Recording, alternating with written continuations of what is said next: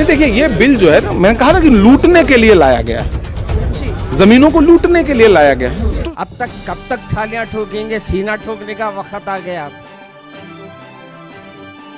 लगभग 2 लाख उलेमा शहीद हुए, अब उस कौम पर दाग लगाना चाहते हैं।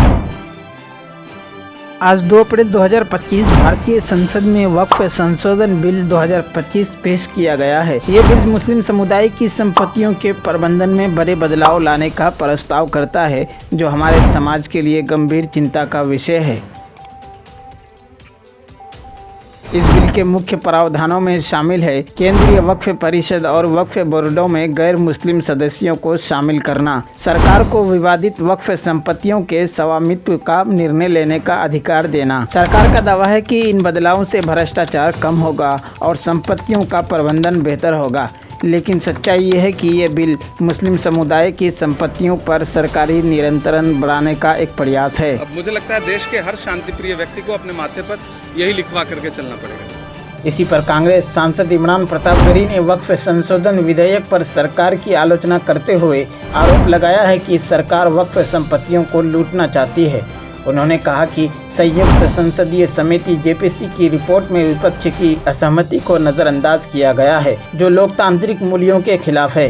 नहीं देखिए, ये बिल जो है ना, मैंने कहा ना कि लूटने के लिए लाया गया है, जमीनों को लूटने के लिए लाया गया है। इमरान प्रतापगढ़ी ने यह भी आरोप लगाया कि भाजपा सरकार वक्फ बोर्ड की प्रमुख संपत्तियों को निशाना बना रही है, ताकि इसका लाभ कुछ बड़े उद्योगपतियों को दिया जा सके। उन्होंने संसद में भी इस मुद्दे को उठाया और वक्फ बिल पर अपनी आपत्तियां दर्ज कराई।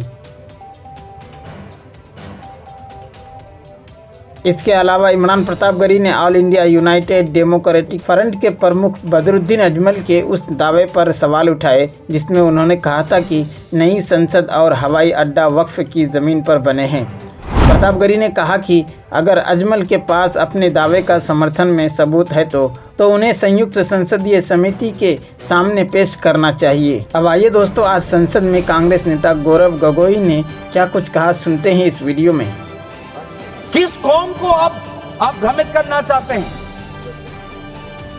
बार बार उस कौम को जिसने भारत की स्वतंत्रता की लड़ाई लड़ी है, उस कौम को जिसने 1857 में उन्होंने मंगल पांडे के साथ उन्होंने अपनी शहादत दी, आप उस कौम पर आप दाग लगाना चाहते हैं जिसमें लगभग 2 लाख उलेमा शहीद हुए, आप उस कौम पर दाग लगाना चाहते हैं जिन्होंने भारत छोड़ो आंदोलन में हमारा साथ दिया, आप उस कौम पर आप दाग लगाना चाहते हैं जिन्होंने 6 अप्रैल 1930 में दांडी मार्च का सपोर्ट किया, आप उस कौम पर आप दाग लगाना चाहते हैं। मुस्लिम संगठनों और विपक्षी दलों ने इस बिल का कड़ा विरोध किया है।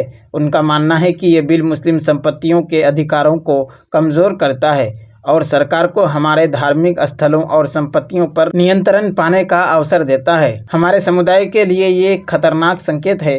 ये बिल न केवल हमारे धार्मिक संस्थानों की स्वायत्तता पर हमला करता है, बल्कि हमारे संवैधानिक अधिकारों का भी उल्लंघन करता है। हम सभी को एकजुट होकर इस बिल का विरोध करना चाहिए। अपने अधिकारों की रक्षा के लिए हमें अपनी आवाज़ बुलंद करनी होगी और सरकार को ये संदेश देना होगा कि हम अपने धार्मिक और सांस्कृतिक विरासत की रक्षा के लिए प्रतिबद्ध हैं। आइए हम सब मिलकर इस अन्याय के खिलाफ खड़े हों और अपने समुदाय के अधिकारों की रक्षा करें। दोस्तों, वीडियो के आखिर में आपसे गुजारिश है, अगर वीडियो पसंद आई हो तो वीडियो को लाइक कीजिए और चैनल को ज़रूर सब्सक्राइब कीजिए।